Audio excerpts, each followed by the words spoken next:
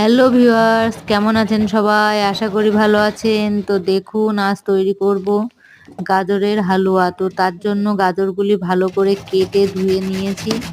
আর এবার কুর্নিতে এগুলোই ভালো ভালো করে কুড়িয়ে নিচ্ছি। তো এই যে এটা মিক্সিতে দিয়ে ভালো করে ফিনিশিং করলেও আরও সুন্দর হবে।